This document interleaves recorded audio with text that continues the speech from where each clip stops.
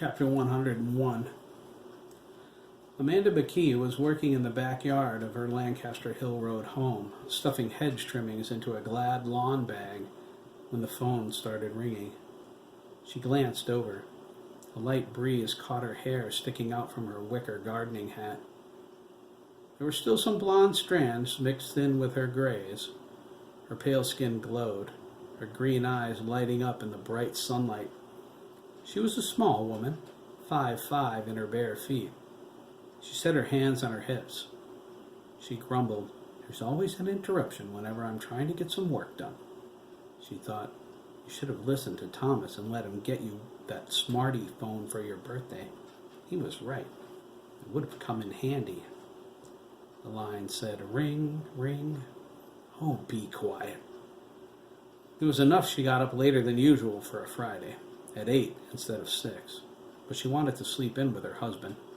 Garth needed all the energy he could get for Jeremy's game today. He planned to help out Virginia's shouting section since his daughter-in-law wouldn't be there. It was a matter of honor. His grandson was pitching. Garth asked for pancakes. That's what was waiting for him when he tiptoed into the kitchen. He snuck up behind Amanda as she cooked. He put his arms around her thin waist and kissed her neck ferociously. Amanda spun around and almost belted him with a spatula. "Garth McKee," she snapped, holding her chest. "Are you trying to give an old woman a coronary?" "Ha!" Garth exclaimed, grabbing her sides and tickling her. "If you were going to have a coronary, you would have had it last night in the bedroom." Amanda cracked her husband's knuckles with the spatula handle.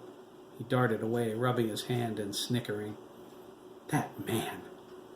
38 years of marriage, and he slowed down everywhere except in the bedroom.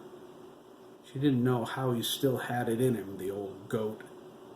She was sure there was some Viagra hidden somewhere. Amanda blushed. Her thoughts were positively pornographic. Virginia would laugh at her and claim it was the sex drive curse of McKee men.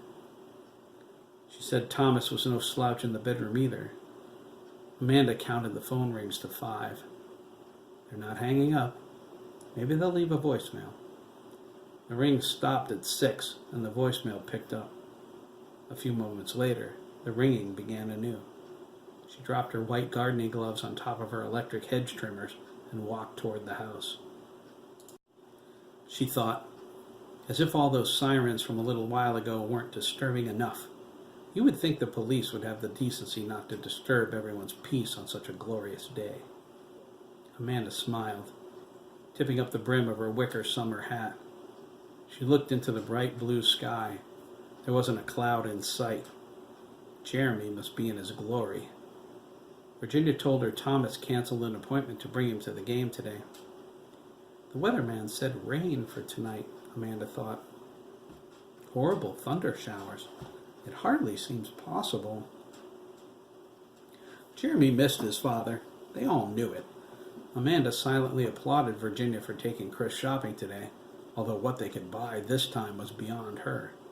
That boy. Chris had more clothes than most women she knew, except his mother. It was his money, she supposed, and she was proud of him. Farming was hard work. She bet Chris wouldn't last a week, knowing how much her grandson hated to get dirty. Amazingly, he managed school, the high honor roll, saving money, and working at the same time. Amanda crossed herself. Her family was lucky to have done so well. "I'm coming," Amanda snapped at the phone. She was in the back hall, trying to get her sandals off so she wouldn't track dirt across the carpet. The phone was on its 3rd ringing rotation. "Leave a message, for heaven's sake. Give an old woman a break." Amanda dropped her hat on the kitchen counter as she passed.